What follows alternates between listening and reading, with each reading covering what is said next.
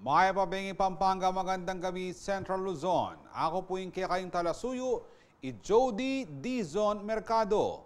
Areni na rin mga ragula balita ang yaning Biyernes, September 1, 2023. Water level ng Pampanga River Basin, mitas na pauli ng uran. City of San Fernando First Gentleman Melchor Caluag, mag-file ng COC para barangay kapitan ng Barangay Dolores. Presyo ng abias dapat lalampas king 41 to 45 pesos per kilogram agpang kingutos ng PBBM. Media Workers Welfare Act, balawos ng susulong Senator Raffy Tulfo. At Hot Air Balloon Festival, pasibayong Mamyetula King 2024.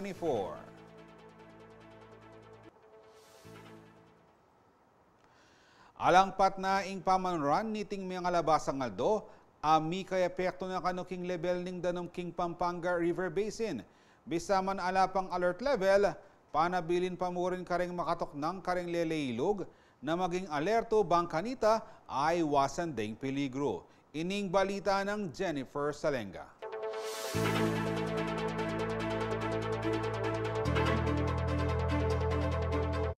Alapang makata sa alert level king Pampanga River Basin, sumagid ning adwang aldong pamanuran, pauli ning abagat apese kanana ning bagyong Hana. Sumangid na niti sinabi ng Hilton Hernando, hepe ning Pampanga River Basin Flood Forecasting and Warning Center, na may kaepekto na kanu ing pamanuran king level ning danom king Pampanga River. Okay, as of now, yung mga monitored rivers and tributaries natin within the Pampanga River Basin are still below alert level.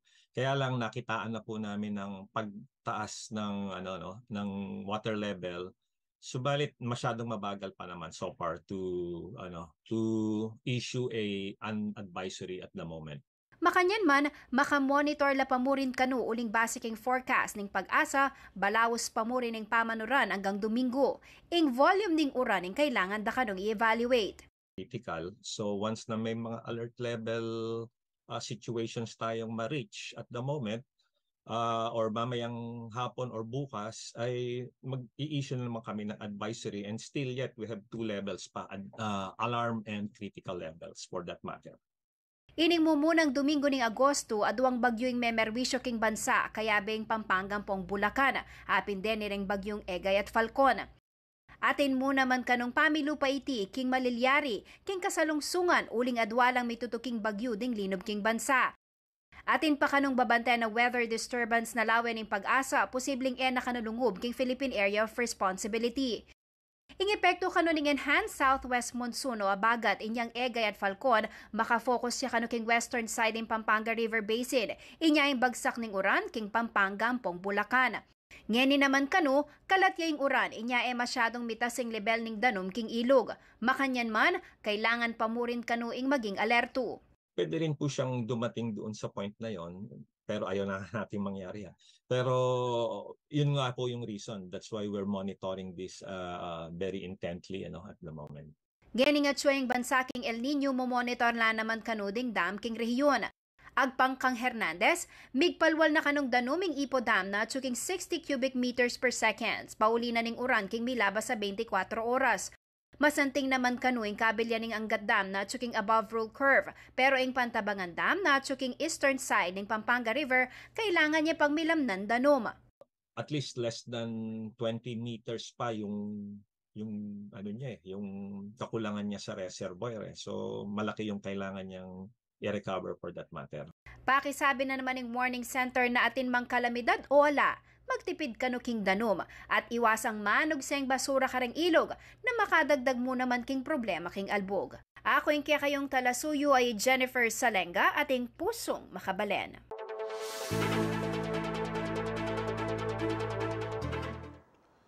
King pa magbalig da king eskwela ding estudyante ngayong Agosto, miapektuan mo naman kanu ing kabilyan ning trapiko king syudad ning San Fernando. Kauginan niti, makatutok ya kanu ing si Posco kareng lugal lampong dalan nung nukarin la pakatikdo ding mga regula eskwela ampong dakal ay estudyante.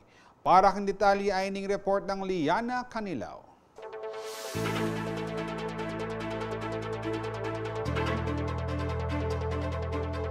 Back to school na laring mag-aral inyong Martes, August 29. Pauli niti, may dagdagan ng volume ding saken inya sumangira ng bait ng trapiko kareng lugar malapit kareng eskwela. King pamong ngumusta ng CLTV 36 News, king monitoring ng City Public Order and Safety Coordinating Office o si POSCO, pagkabaluan king hepe na niti ay Louis Clemente, nalakuas ka ng meskoping traffic flow kareng datira ng tututukan na lugar. Siyempre, kapansin-pansin talaga yung pagdami ng sasakyan dahil sa kadahilan ng nagkaroon na rin tayo ng balik eskwela, no? So, yung pong mga areas na binabantayan ho namin na dati ay ilang oras yung pagbigat ng daloy ng trapiko ay medyo humaba siya.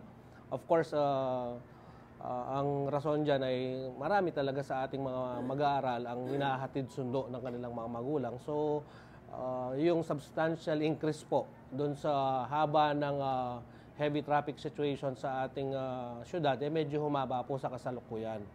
Bistaman ating oras na talagang mabayat ang traffic flow, masanting naman kuno na maranon ang lubdaring estudyante. Usually yung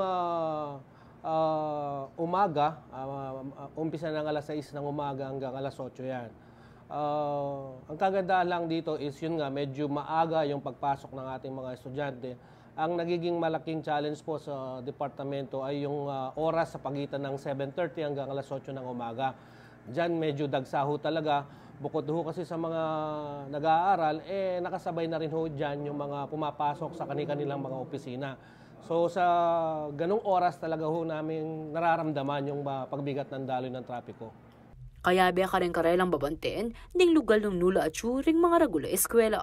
Ing University of the Assumption king Barangay del Pilar at St. Scholastica's Academy king Barangay Kebiawan. Bukod kareng marakal abilang ding estudyante king UA, makaragdag mo naman king traffic ing rehabilitation ng DPWH kayang MacArthur Highway.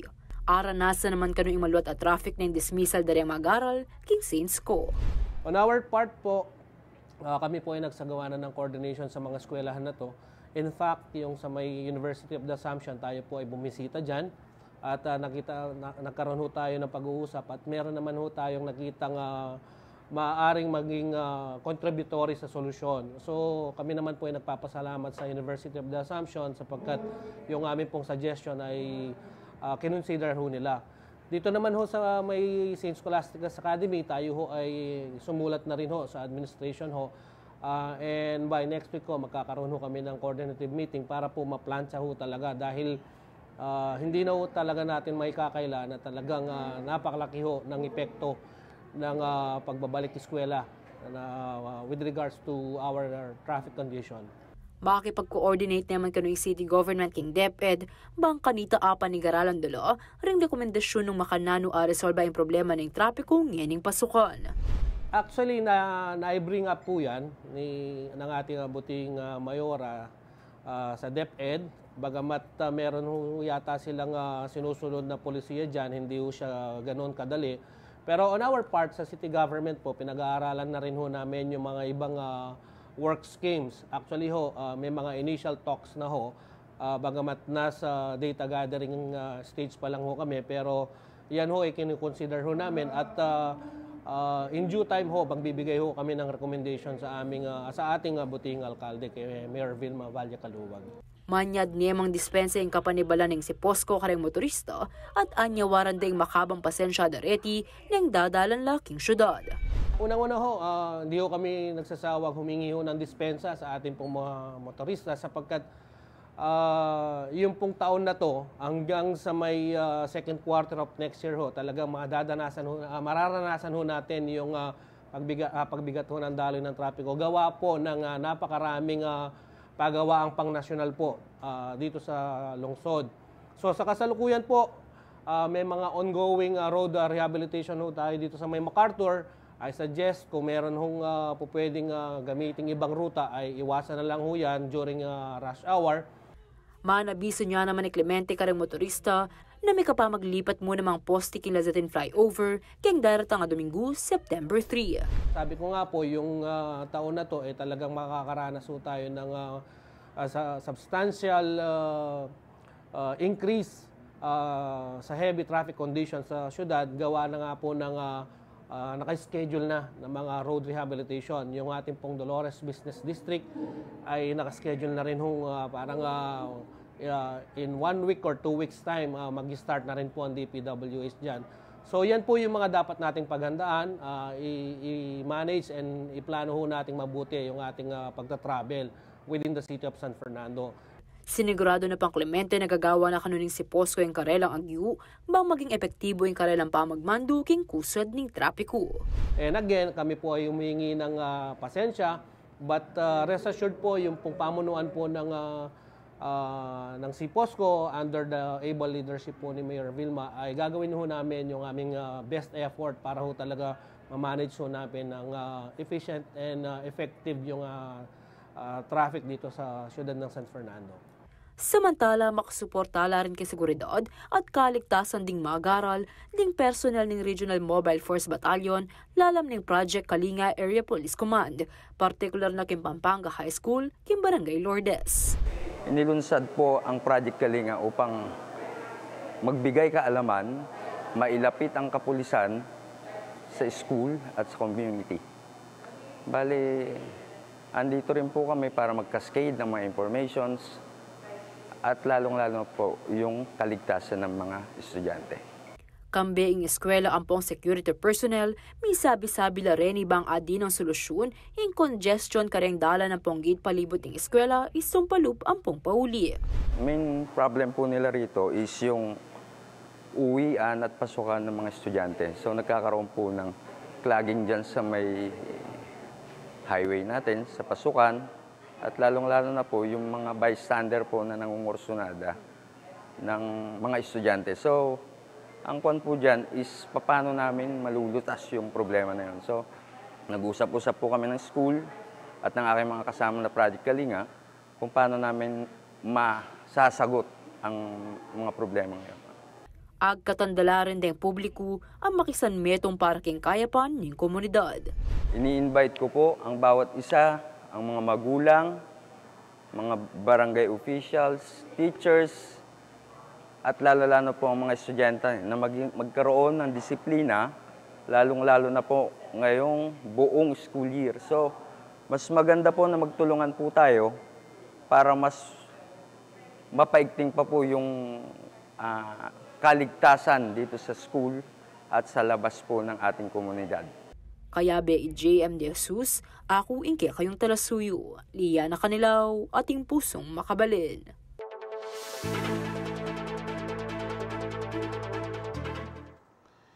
Ing batas para kareng talapamalita o ing Media Workers Welfare Act, ing susubong ng ning Senator Raffy Tulfo mi pasar king Senado. King hearing ning Senate Committee on Labor, sinabi ning senador na makasawping proposed bill bang kanita migit siyang misulong ing responsible journalism king bansa. Para king karagdagan itali, magbalik ya po'y Liana Canilaw.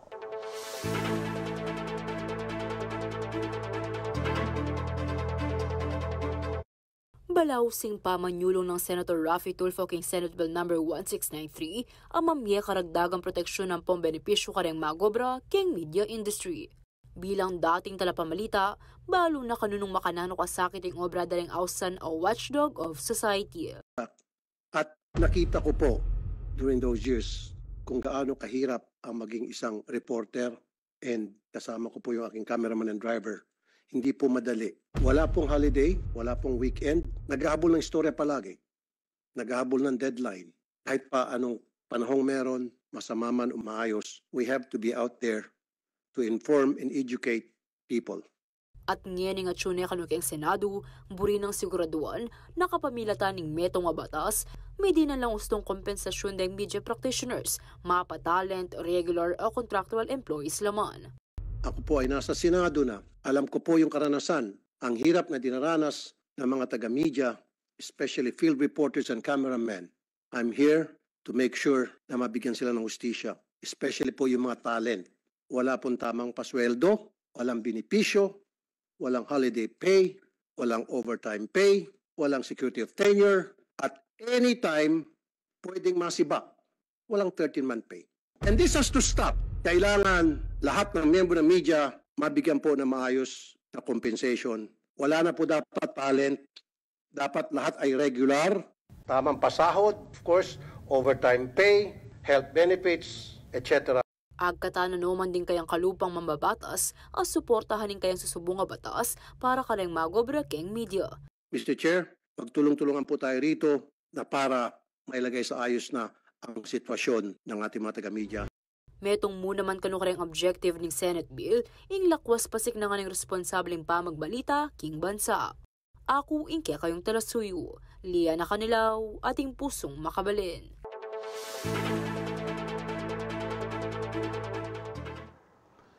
Mig-file ng Certificate of Candidacy ing First Gentleman na ning Siyudad San Fernando ay Melchor Caluwag para kapitan ng Barangay Dolores ngayon Biyernes, September 1.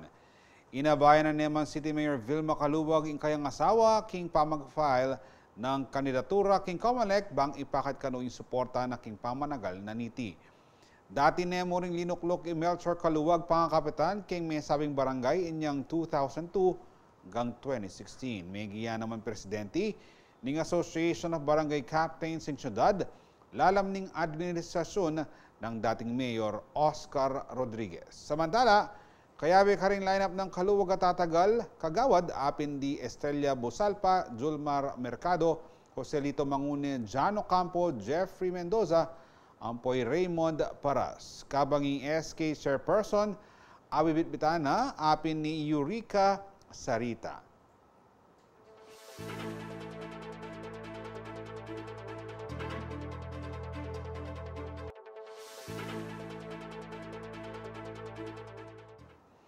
Magbaliging balita para karing aliwapang balita.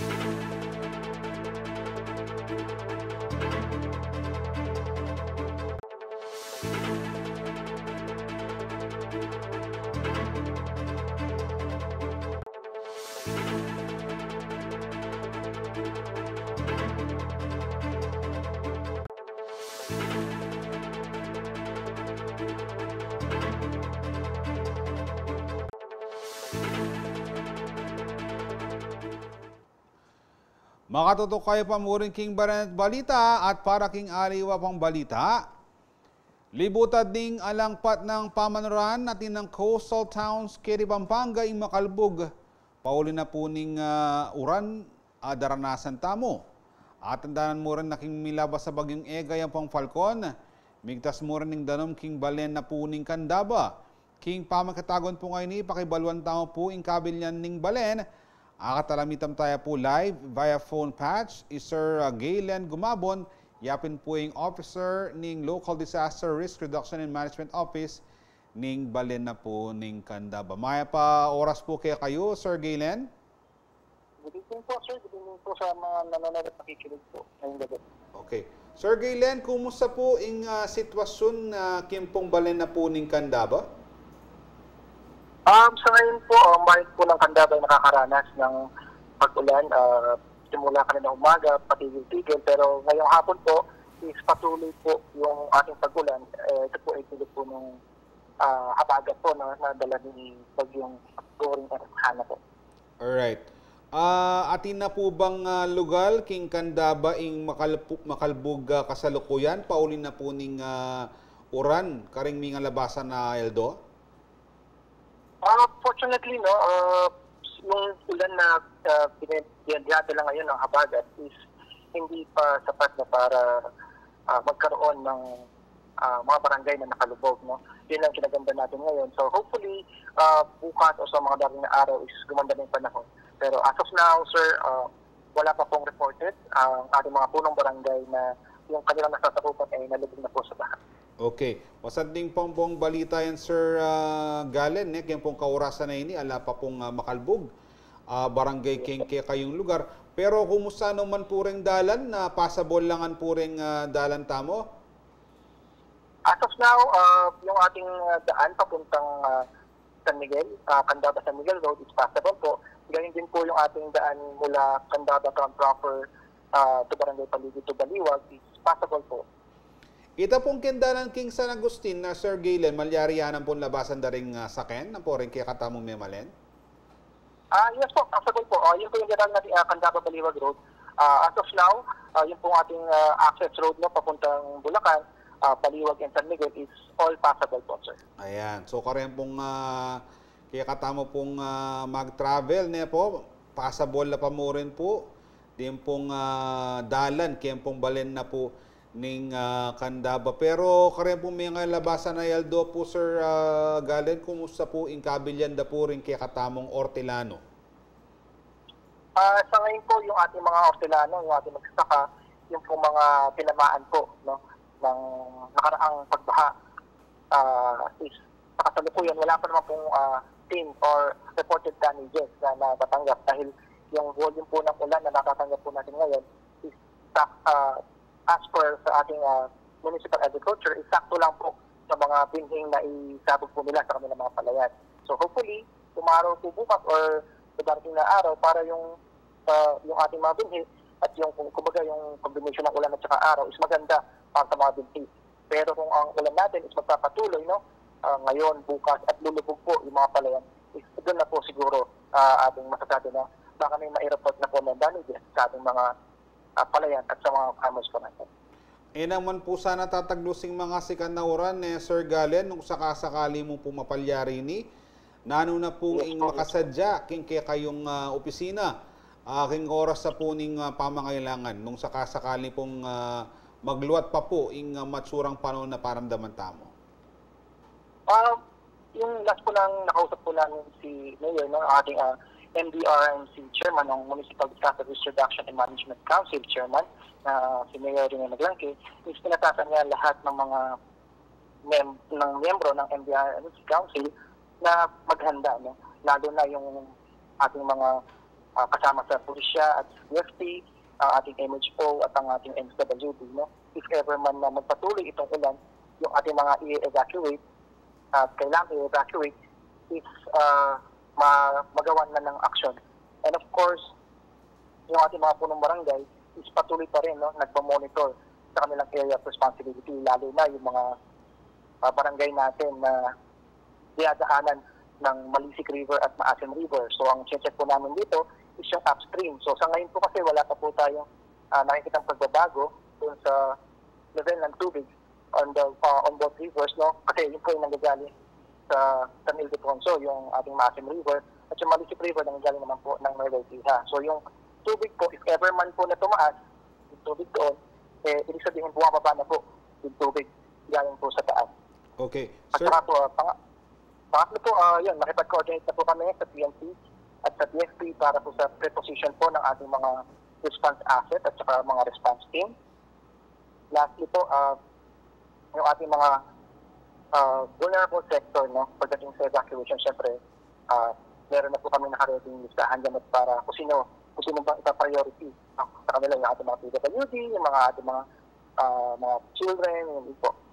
okay. Sir Galen, speaking of preposition, meron na ho ba tayong mga relief goods kung sakasakaling kailangan pong mamigay, nung kailangan tamong mamigay, karing kaya katamong i-evacuate, and at the same time, din po kaya katamong evacuation centers, may clear no po, just in case po na sana yan naman po malyari na ating kayo pong ilikas, karing lugar areta? Ang ating pong preposition relief goods is meron naman po tayong nakaabang na relief goods just in case naman po na magkulang yung ating mga stock po. Meron naman po tayong mga kamuha na local supplier po, no, na pwedeng magbigay ng so pwede namin pagkunan ng additional goods. And sa ating naman po evacuation center, our evacuation center is always ready naman po, no. It can accommodate 40 to 50 families kung kinakailangan po. Okay. Nano po yung buri yung mensaheng payabot, karem pong Candabeños, bilang pamagsadya po nung sakasakaling malawas pa mo rin po yung pamanuran ka rin daratang pong adong ining weekend, Sir Galen. Ayun po. Ang message ko lang po sa ating mga sa mga Candabeños at hindi lang po sa mga taga-Candaba, no, sa lahat po ng mga nakikinig na is maging kalmado lang po tayo, maging aware po tayo sa panahon, manood po tayo ng mga balita at lalo na tayo malagi na nag-cellphone. Just check on the weather po, lalo na kay sa ating weather agency, kay Pag-asa po. And then, make sure din po ang ating mga kabayan is mag-prepare po kayo ng go bag, no? Just in case na kailangan evacuate, is yung go bag na lang po yung inyong bibigyan. And also, make sure na alam din po ninyo yung mga hotline ng inyong mga response team o yung inyong mga PNP, DFP at yung mga local ERRM offices po ninyo para just in case na kailangan po ninyo ng tulong, isang tawag lang po sila para kayo ay agad ma-respondihan. Yun lang po. Maraming salamat. Dakal po salamat, Sir Galen Gumabon. Ya po ing MDRMO ning Balen na po ning Candaba. Samantala, karing aliw pong balita, arestado laring drug dealers karing police operations king Bulacan. Inyang August 30 ang pong August 31, apat akatao ing merakap king drug sting operation king Barangay Santo Cristo, City of San Jose del Monte. May kumpiska karela ing 6 grams ning pagsuspetsang shabu, magkaulagang 40,800 pesos ang pong marked money. Kabang may resula na mo naman ding 5 suspect king aparting drug by bus operation, agaywa ring police king Malolos City, Pulilan, Angat, Ampong, Hagonoy. May git 30,000 pesos ing walaganing pagsuspetsang shabu, ing may kumpiska kareti, kayabe ing marked money. Midala na laking Bulacan Provincial Forensic Unit ding suspect kamerakap ang pong may kumpiskang ebidensya para king eksaminasyon. Makasadya niya mura ng criminal complaints kareti, lalam ning RA 9165 o Comprehensive Dangerous Drugs Act of 2002.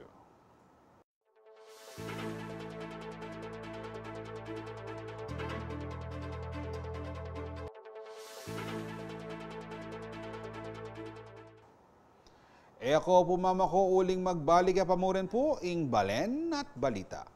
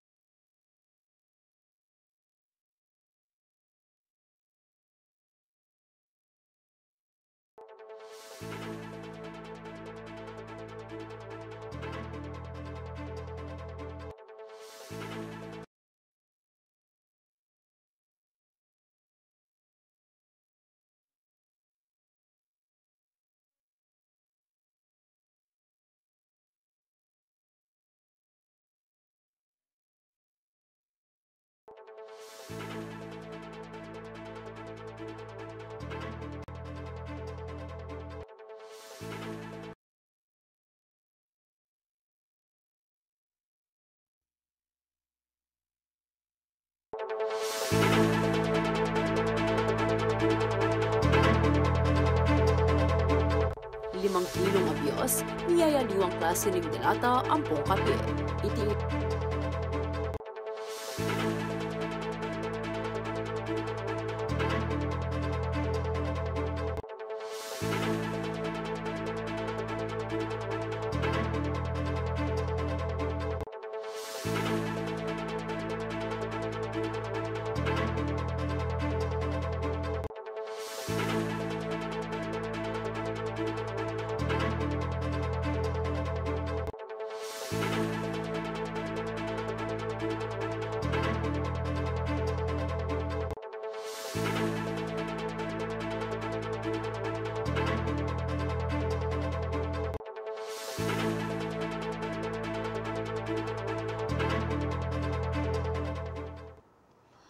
Makatutukoy pa mo rin king Balanet Balita at para king Aliwa Pambalita at so king 1,500 tricycle drivers king Balaning Arayat ing median relief packs kabang 200 indigents naman ing meging benepisyaryo ng tulong panghanap buhay sa ating disadvantaged at displaced workers o tupad. Miyabala kano king lokal kapanibalan deti iba't king opisina ng Senator Jinggoy Estrada. Mismong ing senadoring menimuna king distribusyon ning mesabing ayuda. Oy ning report.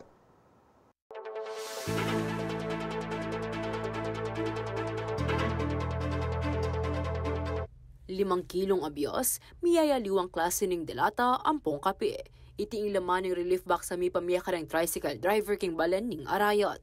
Mi babakan ng ayudang iti karang memalan ning Arayat, kaibat nang ni-request Mayor Madeth Alejandrino kan Senator Jinggoy Estrada na misaw panlarang mi apektuhan king milabas sa bagyong Egay ampong Falcon.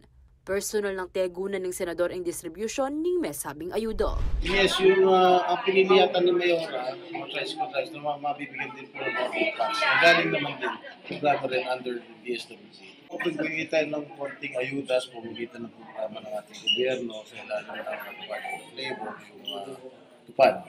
At sabi ko kay Mayor Monet, kay Mayor Collier, siya naman halang mamili ng mga beneficiaries. Pero gusto ko yung mga mahihirap para makapagbigay ng konting At suking 1,500 na mamasada ang iba't karang 30 barangays ng Balen, ing megbenepisyo king grocery pack. Ila kanong apili ng LGU amidi ng Sao Paulo ning magkasakit lalaman makapanintunan ng kauron. Kasi naawa po ko sa mga toda natin, yung mga tricycle driver. Kasi po minsan umiikot din ako.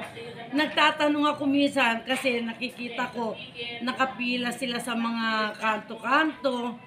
Natatanong ko po yung kinikita nila sa isang araw minsan. Ma'am, hindi pa po kami nakakaisandaan. Minsan po, ma'am, maghapon, maano na po yung maka 150 o 200 kami. Kaya po naisip ko po na ano ko po yung kalagayan po nila talaga. Nakakawa po sila. Kaya sila po ang naisip ko na mabigyan po dito sa dalang biyaya ni Senator Jinggoy. Nung sumahaning ulaganing relief box alos katumbas na nekano iti, ning adwarang aldong panakitan king pamamasada. Uling at sumuking 150 to 200 pesos ang karelang panakitan balang Aldo.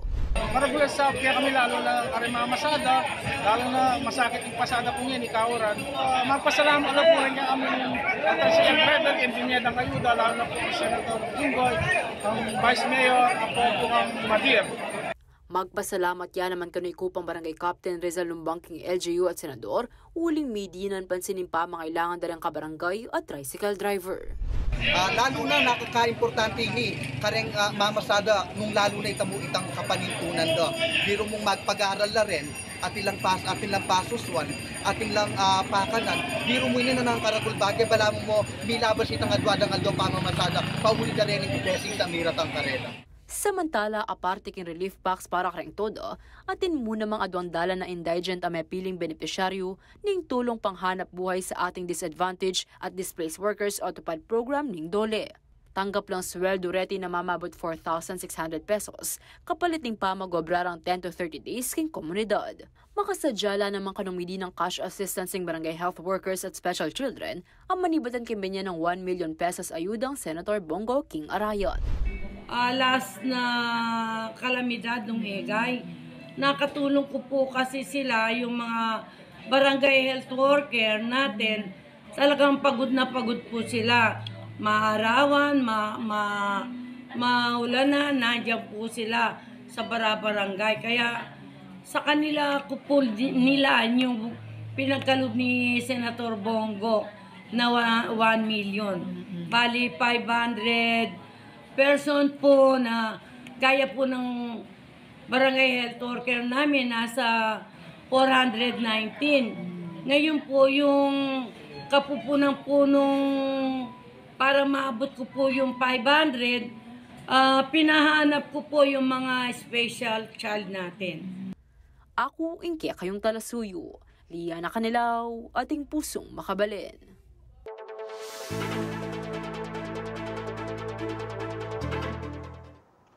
Aprobado na ng Senado yung Proposed Caregivers Welfare Act, amami malino benepisyo, ang pong pasweldo karing makipagobra, antimong maningatanak, ang pong manyese karing masakit. Balwan tamo yung laman ning susubong batas king balitang ayni.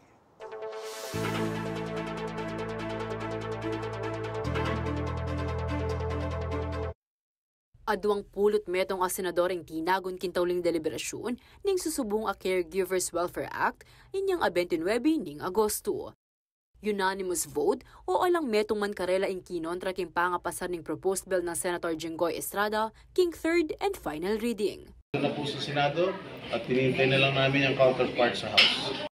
Kapamilatan ng Senate Bill 2019, malinaw na kailangan ng tanggap sweldong magbabaking minimum wage king lugar a karelang pipagobron. Dapat la naman tanggap 13th month pay, iba't karelang employer at atinla naman leave benefits. Sasabihan na mo rin ng batas na kailangang medinan lang membership deti king PhilHealth, SSS, ang pong pag-ibig king mumunang aldo na pamuning karelang pamagobro. Asahan neman makagawa ang sarili ng version in Kongreso, bang kanita mas asamasa niya pa ang laman ng bill bayo ihapag kang President Bongbong Marcos para apirmahan niya at maging ganap batas. Kasi sa dami ng caregivers dito sa ating bansa, kailangan naman natin bigyan sila ng dignidad. Katulad din ng isa sa mga neglected sectors of our society. Kaya kailangan natin bigyan ng... Ako, Inke, kayong talasuyo. Liana Canilaw, ating pusong makabalin.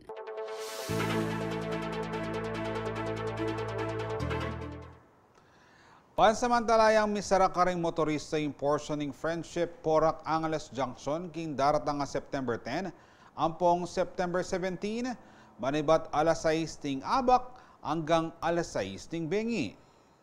Isarading dalan ibat San Fernando papuntang Total Gas Station. Ingadwang Aldo Road Closure, maglayon niyang dinandalan ing pamulos konkreto king gagawan dang kutkut flyover. Asahan kanuing heavy traffic kinlonggalan niya abiso na ning Angeles City Traffic Development Office o ACTDO king publiko gumamit na pang aliwang ruta ring motorista.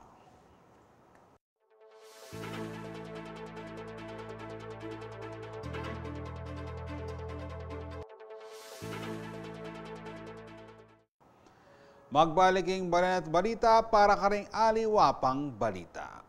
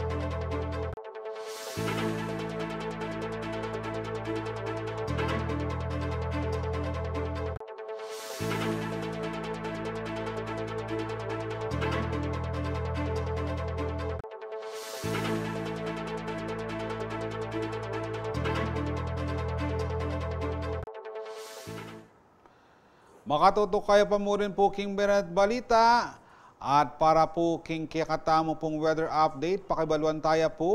Ibat kang Sir Manis Guerra, ing Chief Weather Forecaster ning Pag-asa Clark, akayabi tayo po via telephone. Maya pong oras sa inyo, magandang araw po, magandang gabi po. Mang Manny. Yes po, good evening po sa ating mga tagapanood at tagapakinig. Lumakas pa nga po itong si Bagyong Hana at ngayon po ay siya na siyang nasa typhoon category na at namataan po sa layong 710 kilometers dyan po sa may silangan na hilagang silangan ng Hikbay at Batanes at nagtataguin na po ngayon ng lakas na hangin na umaabot na po ng 120 kilometers per hour malapit sa gitna at pagbugso na umaabot ng 150 kilometers per hour. Kumikilos po ito pakanluran sa bilis na 15 kilometro kada oras. Samantala po, hindi naman nga po inaasahan na magla-landfall kahit sa alinang parte ng ating bansa itong si Hana, si Typhoon Hana. Ngunit ito po naman ay malalakasin niya o paitingin niya itong hanging habagat na siya nagbibigay po sa atin ngayon ng mga pagulan. Samantala po, ang mga lugar po ng Ilocos Region, Zambales, Bataan at Occidental Mindoro ay nakakaranas po ngayon ng monsoon rains dulot po nga nitong habagat. Ang Metro Manila naman po, Calabarzon, Abra, Apari, Cagayan Valley, ang natiturang bahagi ng Cordillera Administrative Region, ang natiturang bahagi na po ng Central Luzon at natiturang bahagi ng Mimaropa at Antique ay occasional naman maula po ang patawirin na may mga kalat-kalat din po mga pagulan at pagkidlat. Samantala po, ang Metro Manila, Calabarzon, Abra, Apayao, Benguet, Tarlac, Pampanga at Bulacan ay occasional rains naman po ang nararanasan ngayon, dulot din po ng habagat. Ang ilang natitirang bahagi na po ng bansa ay nakakaranas naman po ng mga pulo-pulo lamang ng mga pagulan at pagkulog-pagkidlat, dulot din po ng habagat at ng localized thunderstorm. Yes po. Sir Manny, ang tanong ko po sa inyo, para sa mga kababayan natin sa Central Luzon, may chance ho kaya silang makapagsampay ng kanilang labahin para sa weekend, Mang Manny, o magtutuloy-tuloy ba itong mga pag-ulan natin nitong Sabado at Linggo?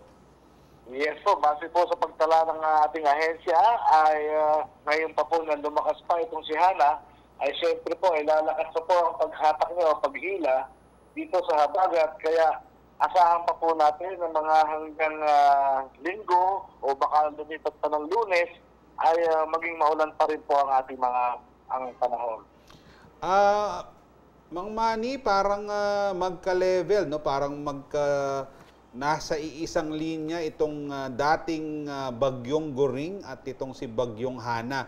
Meron po ba kaya itong parang yung tinatawag na Fujiwara effect, Mang Manny? Wala naman. Okay po. Wala naman po sinasabi ang ating forecasting center, ang ating ahensya, na nagkakaroon po ito ng interaction, itong si Goring at si Hana. Kaya wala po dapat ipangamba ang ating mga kababayan kasi po ay kung magkakaroon po sila ng interaction ay lalo po silang magtatagal diyan sa kanilang mga posisyon. Okay. Sir Manny, siyempre this weekend aasahan natin yung pag-ulan pa rin. Bawal pa rin hubang pumalaot ang ating mga magsasaka sa mga coastal areas natin dito sa Central Luzon. And baka meron mga may gustong mag-swimming sa mga beach natin dito sa may Central Luzon. Ano ho ang maipapayo nyo, Mang Manny, sa mga mangingisda at sa mga nais mag-swimming sa mga beach this weekend? Okay po. Ang pinalamas pong gale warning ng ating ahensya ay strong to gale force warning or winds are expected to affect the following areas. Dito po sa may western seaboard ng Luzon, particular po ang Ilocos Norte, Ilocos Sur, La Union, Pangasinan, Zambales, Bataan at Occidental Mindoro, kasama po ang Lubang Island, ay nakakaranas po ng monsoon torrential kaya hindi po sila pinapayagan dyan. Gayon din po ang northern seaboard ng Northern Luzon at western seaboard ng Southern Luzon. Occasional rains naman po nararanasan dyan kaya hindi rin po sila pinapayagan, lalong-lalo na po yung may mga gamit na bangkang magiliit lamang. Gayon din po ang eastern at southern seaboard ng Luzon ay mahulot naman po papagili na nakakaranas din ng mga kalat-kalat ng mga pagulan at pagkulog-pagkidlat. Kaya pinag-iingat po natin mga kababayan. Kasama pa rin po ang western at eastern seaboard ng Visayas. So yan po mga lugar dyan, sa mga nabanggit pong lugar ay pinag-iingat po natin at kung magagawa nga po natin ay huwag muna sila magpumalaot dahil mahirap po ma-tsempuhan ng medyo pabugso-bugsong hangin at magkaroon ng mga rataas na alon. Huli na lamang po, Mang Manny, meron ho ba kayong iba pang sama ng panahon na binabantayan besides kay Bagyong Hana sa ngayon? Yes po, meron pong nagbabadyan na lumapit din po dito sa ating bansa. Pero ito naman po sa ngayon ay napakalayo pa at nandyan po siya sa may layong 3,000 kilometro sa silangan ng extreme northern Luzon. Pero siya po ay isa ng severe tropical storm. At nagtatagli na po ng lakas ng hangin na umaabot ng 95 kilometers per hour malapit sa gitna at pagbugso na umaabot ng 115 kilometers per hour. Ito po ay may international name na Kirogi. So, ang movement po niya ay north-northwestward sa bilis na 30 kilometers per hour. Kung hindi ba magbabago yung direksyon niya ngayon, ay posible rin po siyang hindi naman maglalandfall sa ating bansa. Yun nga lamang po ay posible na naman paigtingin niya itong hanging habagat na siyang magbibigay sa atin ng mga pagulan. Maraming salamat po, Mang Manny, at ingat po kayo. Welcome po at magandang gabi. Karing aliwa pang balita alang patnaing pamanuran niting mga kalabasang Aldo, mika apekto ng kanuking level ng Danumking Pampanga River Basin. Bisa man alapang alert level panabilin pamuring karing pakatok ng karing Bebe Ilog, na maging alerto bang kanita ay iwasan ding peligro. Ining balita ng Jennifer Salenga.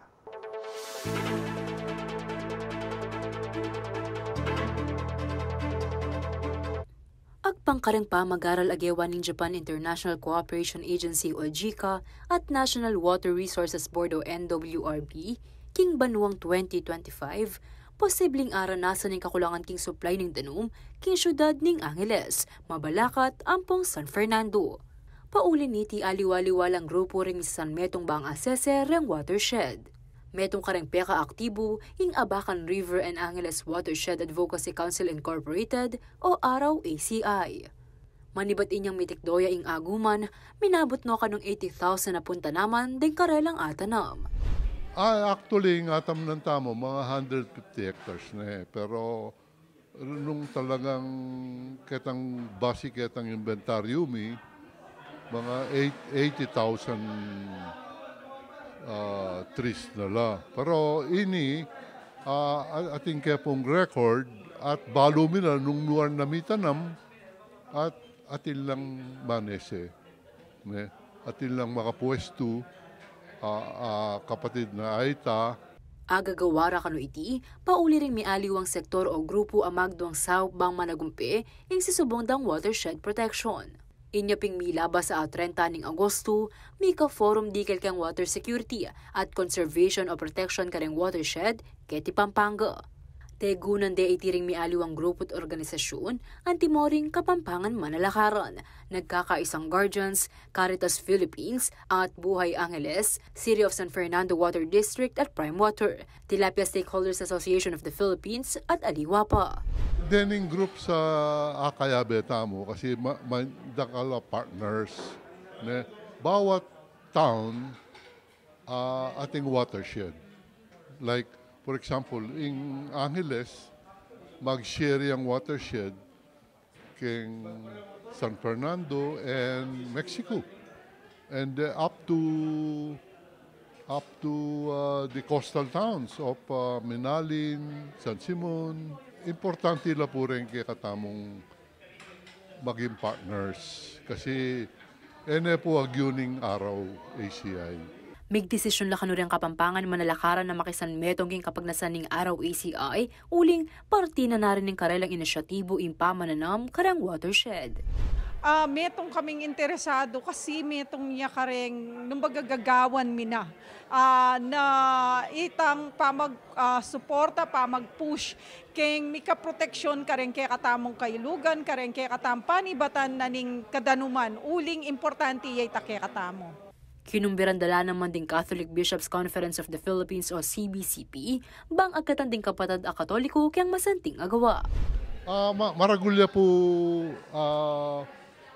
role in CBCP, uling nung convince na la dening laity o laiko deng private sector na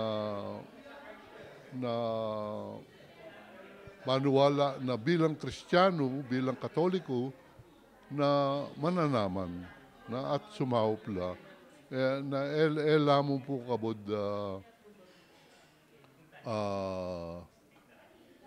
mamya suporta king amano pero action po yung kailangan. Agpangpaking presidente ning araw ACI ay Renato Abong Tayag Jr. May ka-problema king danum nung atin lang tanaman deng bundok. In water security, bunin sabihan, itang kailanganan may danum at suya, available ya. At ito naman minuran, dapat baging problema nung sobra yung uran. May ka-flooding. So, malyari mo ita nung din kaya katamong kabundukan at inlang tanaman. Malyari dala naman kanong pamarisan ding aliwang manungkulan ing Angeles LGU, king karelang bibya suporta, king pamananam. Ing kaya katamong local mayor na Mayor Carmelo Pogi Lasatin, Niya pong mag-isa kami kaya betane. At susuportahan nala rening kay katamong kapatada aita na ilang manese karenta naman at tatanam tamo ilang hanggang pwede nung lakwan at kumabiela in the wild ne? For 2 summers. So mamiyaya pong food allowance kareni kay katamong kapatada aita. Mika manifesto naman di tinago ng social civic groups keng forum at api kayari rala ring tutuki. Call for the declaration of all mountain ranges in Pampanga as protected landscapes. Call for an inventory of all commercial and industrial pumps in Angeles City and Pampanga. Call for a massive reforestation in the whole province of Pampanga. Support the creation of the Department of Water or Commission on Water or National Water Resources Authority.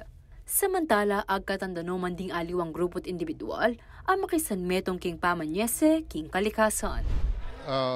Ausad nila kapanamdaman dening kikatamong kapatad.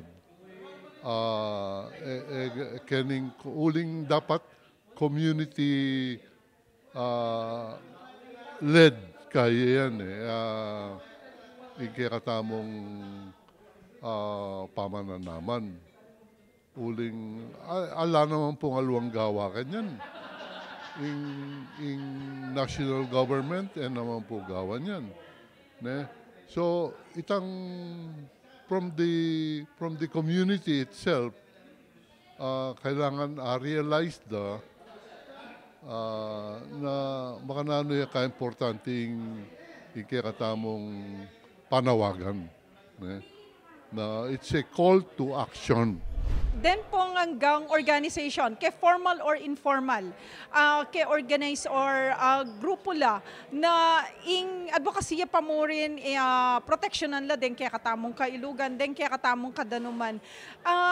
Imbitahan da kayo po, makiabe kayo makisanmetong kaya kami, bang kanita po ideng kaya katamo pong inuman, kaya katamo pong danum, kaya daratang panahon, masigurado ya, kasi otherwise po, ingarapan tamo, alang danum, alang ayinom, at balo tamong importante iya po yung danum kaya katamo, ala ng pamangan pero sa yung danum dapat atsuya.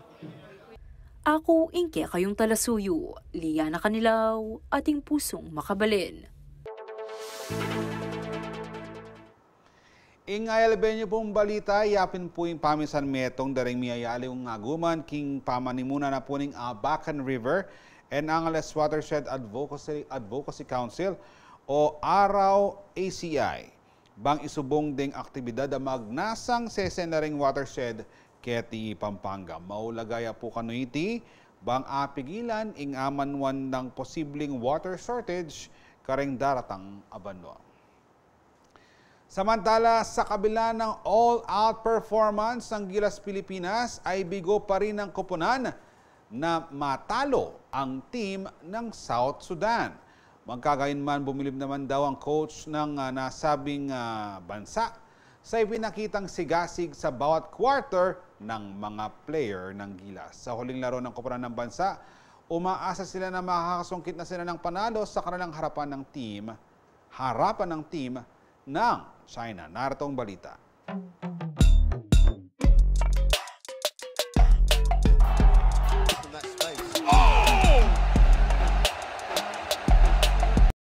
Hindi na nasustain ng Gilas Pilipinas ang kanilang comeback kontra South Sudan sa classification round ng FIBA World Cup 2023. Maaalala na hindi na umabante ang koponan sa final round dahil hindi ito nakakuha ng panalo sa group phase ng kompetisyon.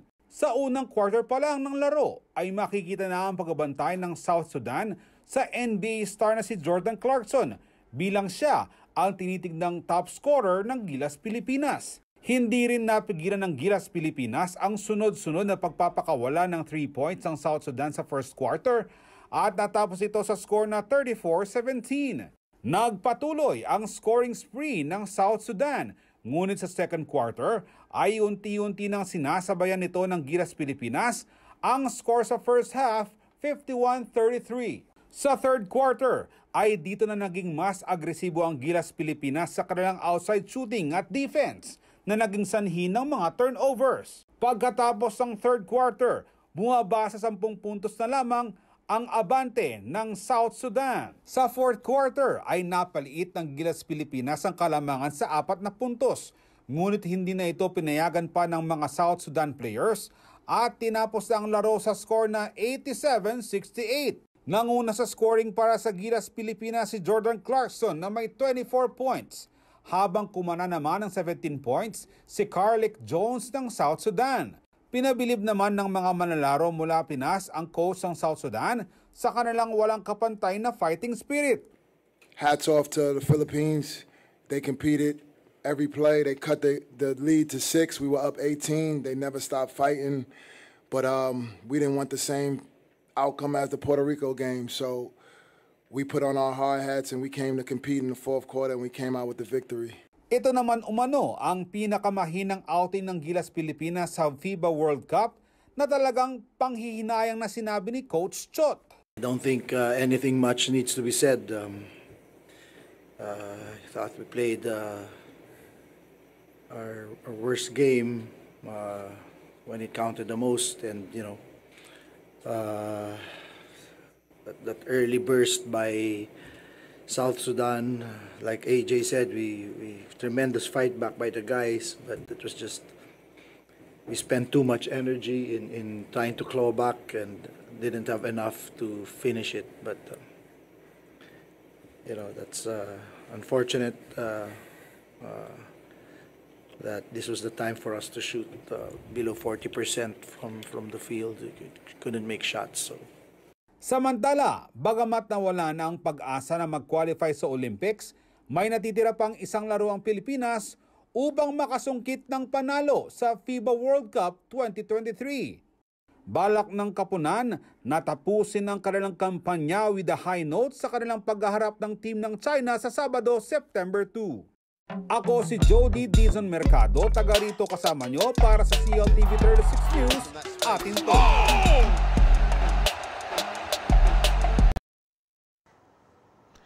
Apin na rin ding mga regular balitang kinalap ng kakatabong news team. Kinlagyan na ning mabilog ang CLTV 36 News and Current Affairs. Ako po yung kakaing talasuyo, Jody Dizon Mercado, ating pusong makabalen.